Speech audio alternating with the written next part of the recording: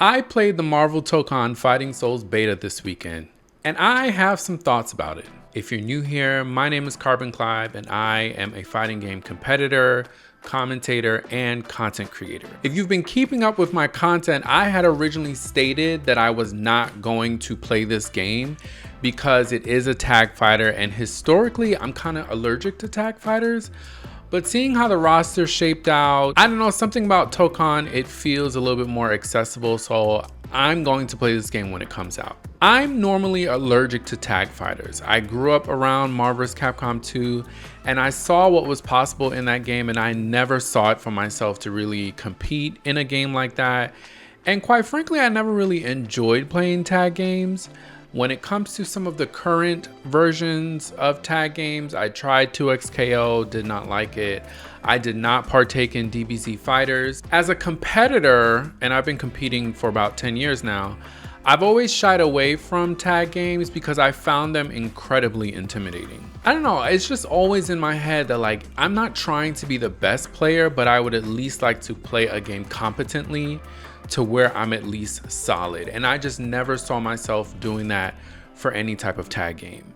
So I'm coming to Marvel Tokon with all of that in the back of my mind, but with a love for competing, for fighting games, and really for Marvel. And so I'm all in on Tokon. The good thing about the beta, it really illustrates how good the game really looks. For me, the presentation is top tier. Visually, the game is stunning. I love how the characters were brought to life. The music is amazing. So I thought they really nailed that part. I had originally stated that 20 characters at launch was way too small for a 4v4 fighting game. But upon playing the beta, I can see the depth that each character has. And so I think 20 is a good place to start from and build from there because the characters are so layered. And so I think with the beta having access to 16 of the characters, I think that was a good taste of what's to come. And even with 16 characters, like most people stuck to a handful just to try to figure out the game. I personally stuck with Magneto all weekend because he's a zoner and I want to zone. That's how I like to play games like this. And so I will go back on my word and say 20 is just enough. The other good thing that the beta illustrated was how streamlined the game felt. What do I mean by that? Historically, tag games feel overwhelming from an input perspective, mechanic perspective. It just feels like there's so much going on. And all those layers, when you think about it, you know, a typical fighting game is 1v1. When you add all of those layers to a tag game, you have to worry about all those things for normally 3 characters. In this game, if you apply that traditional thinking to it, you would have to worry about all of that for 4 characters. But for some reason, it did not feel that intimidating for Marvel Tokon, and I think it's because a lot of the moves are streamlined.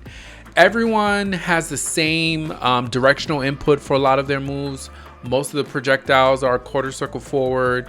Everyone has quarter circle forward, quarter circle back. You have a dragon input, and then you have down, down.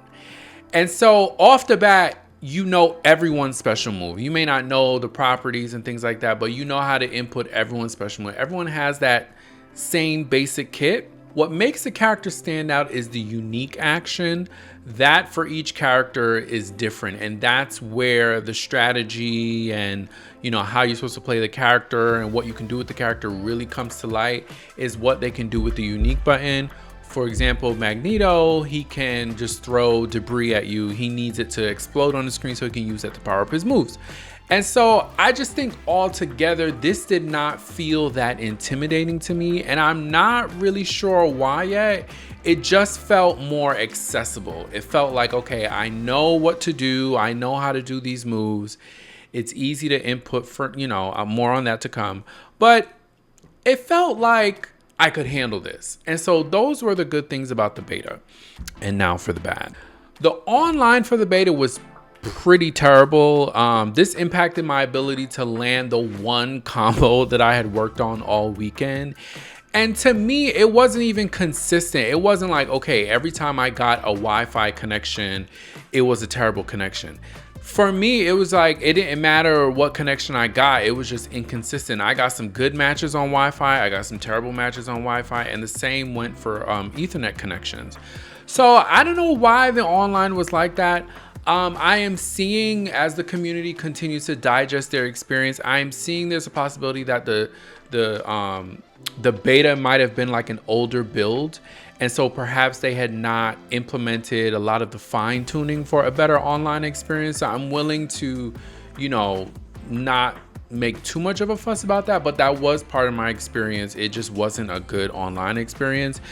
Also, this weird thing happened where if I did get a bad connection and it stuttered a little bit, the entire screen stopped and it had this prompt that said like connecting or something like that. I have never seen that in a fighting game before. Normally, if there's a bad connection, it would stutter. You would get some hiccups. Maybe it would slow down or something like that. But you were still able to play. In Tokon, you literally got this message on the screen that kind of just stopped the gameplay, which was very jarring to me. And I don't know, if I get a bad connection and I'm locked in on the match, I just want to keep playing so I can get out of this match. And I don't really want to be interrupted by that message prompt across the screen. I've never seen something like that before. I hope they rethink that. Because maybe it's a hiccup and it doesn't come back, but being distracted by that prompt on the screen was crazy in my opinion. Inputs just wasn't registering at times. I'm not sure what that was about. Again, I am seeing that perhaps this is an older build of a game and so maybe the inputs need some work. But it didn't matter if I was online or offline in training mode. Sometimes the inputs just wouldn't register. And I know it wasn't my controller. I'm playing on this bad baby, this bad boy. And I have a knee lever in here and it registers, okay? I use this for Tekken 8, it registered. And so I'm confident that I was putting in the right motions, but for whatever reason, sometimes it just would not register.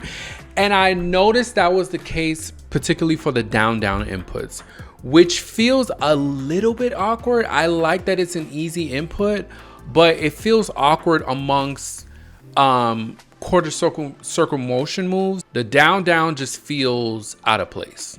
It honestly does. And so in some instances, it just wasn't registering. Like I could see on the screen that I was inputting it the right way and it just would not register.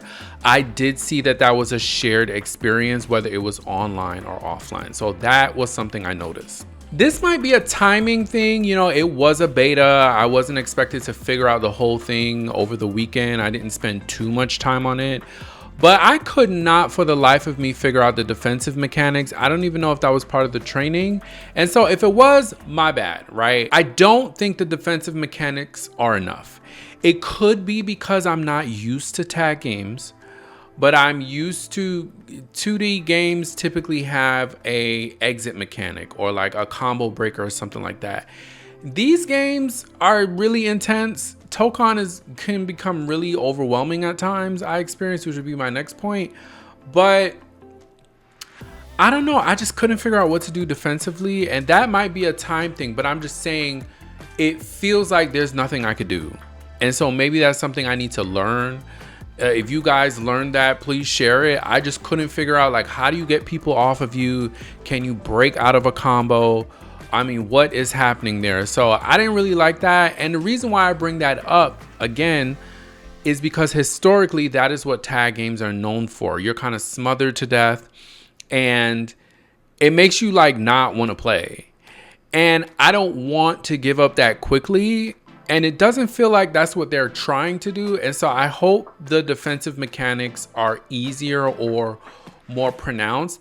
I do know that they have that crossover thing. I couldn't get it to work. It just wouldn't work for me. It's probably my fault, but I couldn't get it to work. And it's also tied to the same gauge that you use with assist. And so I just don't know how that's going to work. They need to give us more options for defense in this game. Again, it could be because I'm not used to tag games, but that's what I was feeling as I was playing. The wall splat mechanic, I have mixed feelings on.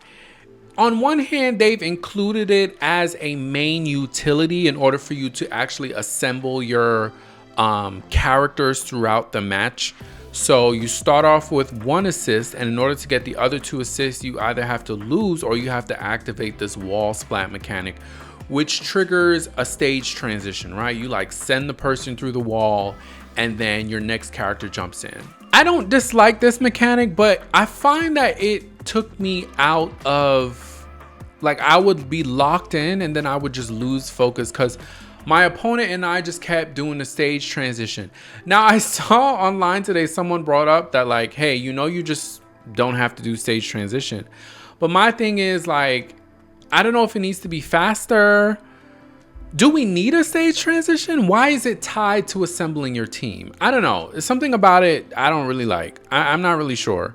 Like I said, it took me out of the moment. And I realized that afterwards, after kind of like seeing the conversation around it, I realized that I didn't have to do that move. But like, even when I stopped doing it, my opponent kept doing it. So I was just like, man, if we just gonna keep knocking each other back and forth, it just felt weird. So in conclusion, I think the biggest discussion about the beta thus far is whether or not it's actually a tag game. And I find that question to be so interesting, because I think it should be marketed as a hybrid of a tag game. Because the way the mechanics are set up, you technically can main 1 character and be okay. You can main 1 character and have 3 assists and you'll be just fine. You don't have to learn 4 characters. Historically, that's not true, right? In tag games, you have to learn all the characters on your team because eventually characters get picked off one by one. And in this game, all your characters share 1 meter. Now, I think long term, 1 health bar, excuse me. All your characters share 1 health bar. I think long term, the players who will be the most well-rounded in this game are those that's going to be able to play their entire team. But I think you don't need to. And I constantly see the question, why is this a 4v4 game? This could have been a 3v3. This could have been a 1v1. And I think whenever people are asking that question, it's a problem. It means that something about the game is kind of confusing. And I don't know if this is a branding issue. Maybe this is something about marketing. Maybe they need to change how they're talking about the game. Or it could be that the game is so layered, right? I kind of agree that, like, I don't really need to learn the other characters. I could just focus on Magneto and kind of get by, which is kind of how I feel, right? But I think for people to even ask that question means it's not really clear. And I think for the most part, at least saying that this is Arc System Works' take on a tag game, or this is a new version of a tag game, would help with that. Because I think a lot of the conversation is around folks wanting to go back to an older version of a tag game that, quite honestly, is just not welcoming to newer players. And it's a little excessive, and I don't know that we need that in today's world. And so I like the fact that Arc System Works is trying to change it and present a different option for it. And that's even though they are the ones who were behind Dragon Ball Z Fighters, right? They could have transported that same system over to Marvel Tokon, but they're trying to do something different. I just don't think it's a 4v4. I think at best it's you need to learn 2 characters. I think the conversation around this game is half of the community is stuck on what Marvel vs. Capcom used to be, while ignoring 2XKO, which is the real successor of Marvel vs. Capcom style gameplay. I think half the community wants to revert back to those kind of mechanics, and then the other half of the community is just trying to have fun. And so I think the conversation around Tokon is very polarizing, and it's really going to depend on your experiences. So for example, to be honest with you, this might be a stretch, but the assists, the way they function in this game, reminds me of Kameos from Mortal Kombat. Kameos in Mortal Kombat were the main mechanic in the game. And in order for you to get big damage, in order for you to get combos, you needed to use your cameo. And so cameos were just as important as the main character that you chose. Cameos were the thing. You could use them for assists, but you also needed to use them for your combo extensions. In Tokon, the assists characters kind of function the same way, because Tokon has this thing where you can only do but so much combos on your own, and if you don't tag in or extend the combo using one of your assist characters, you're not going to get as much damage from doing the combo. And so that's what kind of reminds me of Kameos. But I think the disconnect the community is having, it goes back to my previous point, is that if we're relying so much on the assist for just combos, right? Why is it really a tag game? Is it really a tag game? So now you have 4 characters on the team that share 1 health bar. You mainly use the assist to extend your combos. Is it really a tag game? And that's why I just think the conversation around Tokon should be, this is a new version of a tag game, something that hasn't been done before. And yeah, some of the execution, some of the mechanics, some of the movements, some of the things about tag games have been made easier to digest. And I think that's a good thing. That is a good thing. And so in conclusion, I enjoyed the beta. I've already pre-ordered the game. I'm locked in. I want to play this. I want to talk about it. I want to commentate sets for this game. And so I'm looking forward to the release. I'm especially excited about the characters that are going to come to the roster. I mean, they've started with a banger in Phoenix Cyclops. I mean, kudos to the team, because they're really choosing characters that most would not expect. And for that reason, I'm super excited. I'm going to play this game and I'm going to see what happens. Why? Because I like Marvel. I like fighting games. And this game looks really good. I do want to talk about my experience with the character I chose to main. I decided to play Magneto because once I saw Magneto's trailer and I saw that he was a zoner, that was it for me. That was it for me. You're talking to someone who played Cetrion in Mortal Kombat 11 and I played Starfire in Injustice 2. So the zoning is just right up my alley. I like zoning. I just like it. And so I was locked in on Magneto. I want to play him. He's rated as a ease of difficulty as a 3, meaning like he's not super easy, but he's also not super hard. He's kind of in the middle. And I think I can handle that. And his mechanic is not too bad. I think some of the other characters' unique mechanic is way more complicated than Magneto's. Magneto is, you just have to have stuff on the field and know how it affects and change your moves. That's it. It's really simple. Whereas other characters are a little bit more layered and complex. And I enjoyed playing Magneto.